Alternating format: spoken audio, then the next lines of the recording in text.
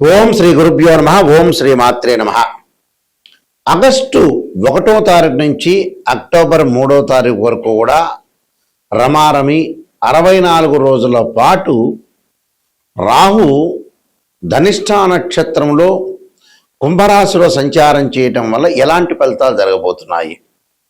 August 1వ తారీఖున రాత్రి 12:44 నుండి రాహు ధనిష్ఠా నక్షత్రంలో కుజ నక్షత్రంలో కుంభరాశిలో సంచారం చేయటం వల్ల ఈ 64 రోజుల పాటు మేషాది ద్వాదశ రాశుల వాళ్ళకి ఎలాంటి ఫలితాలు జరగబోతున్నాయి?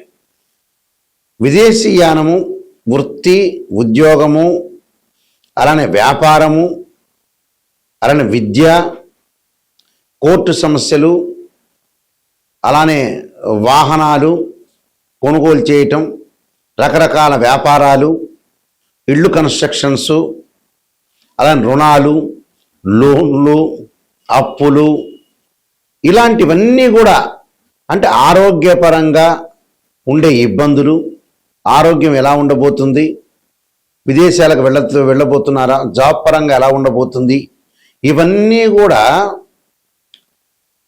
కూడా మేషాది ద్వాదశ రాశుల వాళ్ళకి ఏ విధంగా ఉండబోతున్నాయి, రాహు యొక్క బలం వల్ల ఎలాంటి ఫలితాలు జరగబోతున్నాయి, ఇవన్నీ కూడా గోచార రీత్యా చెప్పబడే ఫలితాలు అంటారు. This is the transit system అంటారు. అంటే ఈ 64 రోజుల పాటు రాహు యొక్క ప్రభావం ఏంటి, రాహు వల్ల మంచి జరుగుతుందా, చెడు జరుగుతుందా, ఎలాంటి ఫలితాలు వస్తాయి, మిశ్రమైన ఫలితాలు వచ్చే అవకాశం ఉందా, విదేశాలకు వెళ్ళగలుగుతున్నారా, కంపెనీ త్రూ వెళ్ళగలుగుతున్నారా, లేకపోతే మామూలుగా ఎడ్యుకేషన్ పరంగా వెళ్ళగలుగుతున్నారా, ఏ విధంగా ఉండబోతుంది? ఎందుకంటే శనివత్ రాహు అంటారు. అంటే శని ఇచ్చే ఫలితం ఏదైతే ఉంటుందో అదే ఫలితాన్ని రాహు ఇస్తున్నాడని అర్థం. సహజంగా గోచార రీత్యా ఏమిటి అని అంటే దీని యొక్క రిజల్ట్స్ ఏంటంటే, ఎవరైతే రాశి వాళ్ళు ఉంటారో ఆ రాశి దగ్గర నుంచి 3, 6, 11 స్థానాల్లో స్వఫలితాన్ని ఇస్తాడని, అలానే మిగతా స్థానాల్లో మిశ్రమైన ఫలితాలు, మిగతా స్థానాల్లో చెడు ఫలితాలను ఇచ్చే అవకాశం ఉంటుంది. మనం ఎలాంటి జాగ్రత్తలు తీసుకోవాలి, ఎలాంటి ప్లానింగ్ ఉండాలి, ఎలాంటి నిర్ణయాలు తీసుకోవాలి, ఎలాంటి పరిహారాలు చేసుకోవాలనేది మనం తెలుసుకుందాం. మేషాది ద్వాదశ రాశుల వాళ్ళకి ఎలాంటి ఫలితాలు జరగబోతున్నాయో ఒకసారి తెలుసుకుందాం. సింహరాశి వారికి ఏ విధంగా ఉండబోతుంది? సింహరాశి వారికి వచ్చేటప్పటికల్లా వాళ్ళకి ప్రధానంగా ఈ కుజుడు ధనిష్ఠా నక్షత్రంలో ఉండటం వల్ల రియల్ ఎస్టేట్ రంగంలో బాగా అభివృద్ధి చెందే అవకాశాలు బాగా ఎక్కువ ఉంటాయి. విదేశాలకు వెళ్ళే అవకాశాలు బాగా ఎక్కువగా ఉంటాయి. విదేశాలకు వెళ్తారు. అయితే ప్రతి పనిలో కూడా కొద్దిగా రిపీట్గా చేయాల్సిన అవసరం ఉంటుంది. డబ్బులు ఖర్చు అయ్యే అవకాశాలు, శరీరం నందు కొంత ఆరోగ్యపరంగా కొంత శ్రద్ధ చూపించాలి. గతం కంటే మెరుగైన ఫలితాలు వస్తాయి. అలానే పని లేని ప్రయాణాలు, గ్రామీణ కోర్టు సమస్యల వల్ల కూడా కొంత డబ్బులు ఖర్చు అయ్యే అవకాశాలు ఉంటాయి. శత్రువులు బాగా పెరుగుతుంటారు. మనోవేదన కూడా గురే అవకాశాలు ఉంటాయి. ఖర్చులు కొంత అధికంగా ఉండటం, ఆదాయం తక్కువగా ఉండే అవకాశాలు ఎక్కువ ఉంటుంది. ఆదాయ విషయంలో కొంత జాగ్రత్తగా ఉండాలి. ఆదాయం విషయంలో కానీ, కోర్టు సమస్యల విషయంలో కానీ కొంత జాగ్రత్తగా ఉండి కొన్ని ప్రణాళికాబద్ధంగా ముందుకు వెళ్ళాలి. అయితే విదేశాలకి ముఖ్యంగా వెళ్ళే అవకాశాలు ఉంటాయి. కంపెనీ త్రూ వెళ్ళే అవకాశాలు ఉంటాయి. అక్కడ గ్రీన్ కార్డు హోల్డర్స్ అంటారు. అక్కడ వాళ్ళ యొక్క దేశంలో ఉండే సిటిజన్షిప్ లభించే అవకాశాలు బాగా ఎక్కువ ఉంటాయి. అంటే ప్రతి పనిలో కూడా కొంత జాగ్రత్తగా ఆచితూచి అడుగు వేసి ముందుకు వెళ్ళటం అనేది మంచిది. రియల్ ఎస్టేట్, కన్స్ట్రక్షన్, ఇళ్ళు అలాంటివన్నీ కూడా కొనుగోలు చేసే అవకాశాలు బాగా ఎక్కువగా ఉన్నాయి. అలానే న్యాయవాదులకి, పోలీస్ డిపార్ట్మెంట్ వాళ్ళకి, రక్షణ శాఖ వాళ్ళకి, వీళ్ళందరికీ కూడా అనుకూలంగా ఉంటుంది. కొంత ఆరోగ్యాన్ని, కొంత దీర్ఘకాలిక వ్యాధులు ఉన్న వాళ్ళు ఆరోగ్యపరంగా అప్రమత్తంగా ఉండటం చాలా మంచిది. మామూలు వాళ్ళకు అవసరం లేదు. దీనికి ముఖ్యంగా శరీరే జర్జరీభూతే వ్యాధిగ్రస్తే కళేబరే ఔషధం జాహ్నవీతోయం వైద్యో నారాయణహరి అనే మంత్రాన్ని, తత్పురుషాయతే మహాసేనాయతిమే తన్నో షణ్ముఖ ప్రచోదయాత్ అనే మంత్రాన్ని చక్కగా చదువుకోవాలి. మంగళవారం రోజున రాహుకాలంలో దీపం పెట్టండి, మీకు మంచి జరిగే అవకాశాలు ఎక్కువ ఉంటుంది. అలానే చిన్నమస్తాదేవి ధూమవతి యొక్క స్తోత్ర పాలనం చేయటం వల్ల కూడా మీకు మంచి జరిగే అవకాశాలు ఖచ్చితంగా ఉంటాయి. ఈ రాహుకేతుల యొక్క ప్రభావము, పరస్పర దృష్టి వల్ల కూడా మనం చిన్నమస్తాదేవి, ధూమవతి యొక్క స్తోత్రాలు పాలనం చేయటం కూడా చాలా ఇంపార్టెంట్ ఇక్కడ. అలానే రాహుకి అధిదేవత, ప్రతిదేవత, అధిష్టాన దేవతలు, అంతరిక్ష దేవతలు ఉంటారు. ఇక్కడ ఈ అంతరిక్ష దేవతల్లో ఏదైతే మనకి రాహుకేతుల వల్ల కొంతమందికి జాతకంలో సర్పదోషాలు ఉండటం, రాహుకేతుల మధ్యలో మిగతా గ్రహాలన్నీ కూడా బంధించబడి ఉంటే దాన్ని కాలసర్పదోషం అంటారు. అంటే 12 రకాల కాలసర్పదోషాలు ఉంటాయి. అలానే పంచమంలో రాహు ఉన్నా పంచమంలో కేతు ఉన్నా కూడా మనకి సర్పదోషం ఏర్పడుతుంది. కానీ సర్పదోషం వేరు, కాలసర్పదోషం వేరు.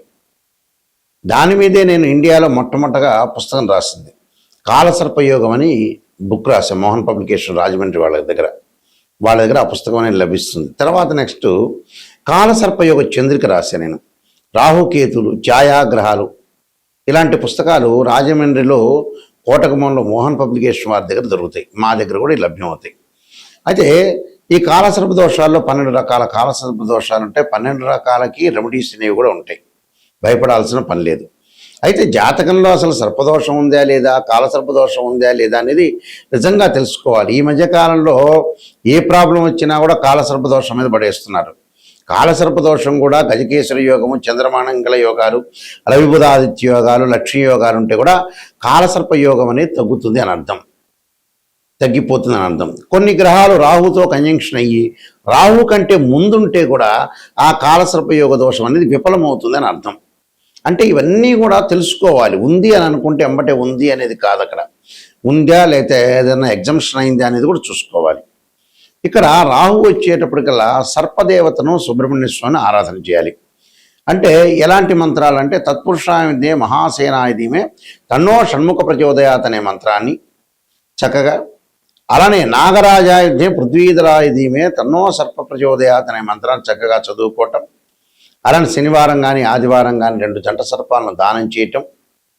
అలానే ఓం నమో అస్తు సర్పేభ్య ఏకే చ పృథ్వీమనో ఏ అంతరిక్షే ద్వితీయేభ్య సర్పేభ్యో నమః అనే మంత్రాన్ని కూడా, అంటే అంతరిక్షంలో ఉండే సర్పాలకి భూమి మీద ఉండే సర్పాలకి నమస్కారం చేస్తున్నాను దాని అర్థం. అలాగా ఈ వేదోక్త మంత్రం కూడా చక్కగా వచ్చిన వాళ్ళు చదువుకోవచ్చు, తప్పులేదు. అలా లేక సర్పగాయత్రి మంత్రాలు. అలానే రాహుకి శ్లోకాలు కొన్ని ఉంటాయి. అర్ధకాయం అంటే అర్ధకాయం శ్లోకం ఒకటి ఉంటుంది, అందరికీ కూడా ప్రతి పంచాంగంలో ప్రతి చోట కూడా ఉంటుంది. ఆ శ్లోకాన్ని కూడా మీరు చదువుకోవచ్చు, తప్పులేదు. అలానే ఇక్కడ ప్రతిదీ కూడా మనం మంత్రం ఉచ్చారణతో పాటు చక్కగా నవగ్రహాల యొక్క ప్రదర్శన చేయాలి. ఈ మంత్రం కూడా అంటే అర్ధకాయ మహావీర్యం చంద్రాదిత్య విమర్ధనం సింహకాగర్భ సంభూతం తం రాహుం ప్రణమామ్యం అనే మంత్రాన్ని కూడా చక్కగా చదువుకొని ముందుకెళ్ళిపోవచ్చు. అలానే ఈ చిన్నమస్తాదేవి దోమవతి స్తోత్రాలు కూడా మనం పారాయణం చేసుకోవచ్చు చక్కగా. రాహు అధిష్టాన దేవతైన దుర్గా అమ్మవారిని కూడా కాత్యాయనాయుధే కన్యాకుమార్దీమే తన్నో దుర్గి ప్రచోదయాత్ అనే మంత్రాన్ని కూడా చక్కగా చదువుకోవడం మంచిది.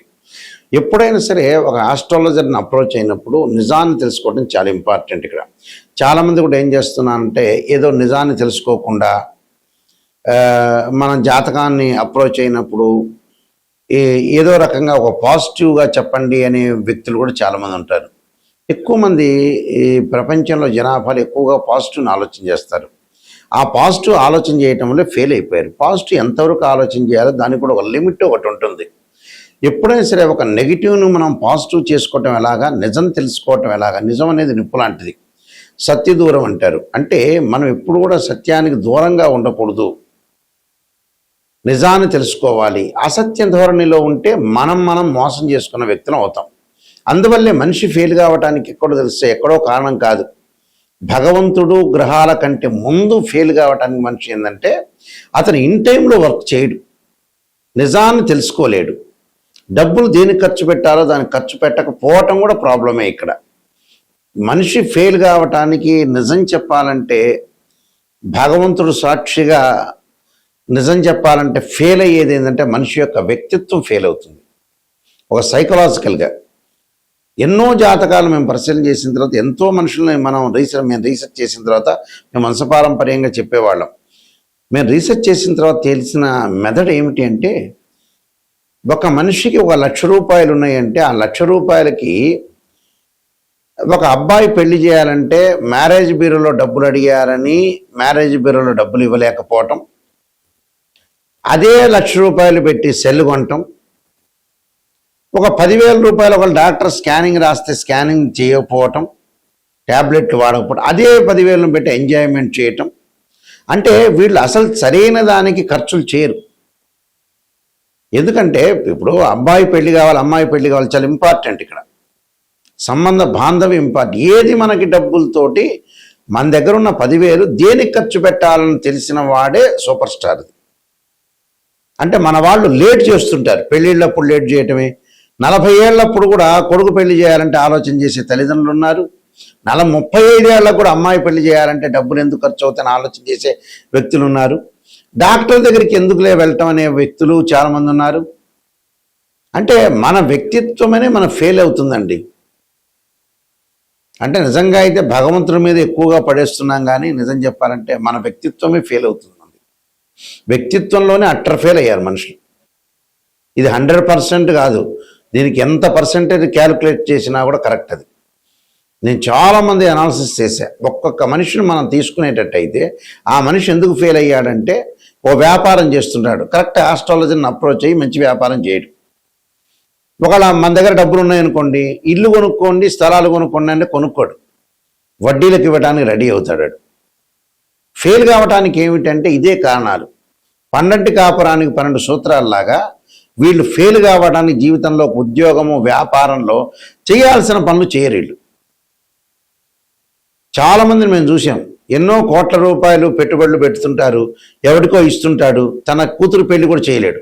చివరికి తన కూతురు పెళ్లి చేయడానికి మ్యారేజ్ బ్యూరోలో 10,000 ఇవ్వలేని వ్యక్తులు కూడా ఉన్నారు. కోట్ల రూపాయలుండి. మనిషి డబ్బును దేనికి ఖర్చు పెట్టాలో తెలిసిన వాడే స్థితప్రజ్ఞుడు అంటారు. అంటే వాస్తవంగా అయితే భగవద్గీతను ఉటంకించా నేను. నిజాన్ని తెలుసుకోవటం చాలా ఇంపార్టెంట్. ఇక్కడ నిజం తెలుసుకోలేకపోతే అబద్ధపు ముసుగులో ఉంటే జీవితం ఎప్పుడైనా ఒకటే. ఎన్నిసార్లు తిరుపతికి వెళ్ళినా, ఎన్నిసార్లు శ్రీశైలానికి వెళ్ళినా, ఎన్నిసార్లు భగవంతుడు కొలిచినా వాడి జీవితం అంతే ఉంటుంది. నిజాన్ని తెలుసుకొని ముందుకు వెళ్ళండి. నిజం అనేది చాలా నిప్పు లాంటిది. అయితే ఈ విషయాలన్నీ కూడా ఒక ఆస్ట్రాలజర్ని అప్రోచ్ అయినప్పుడు నిజాన్ని తెలుసుకోండి.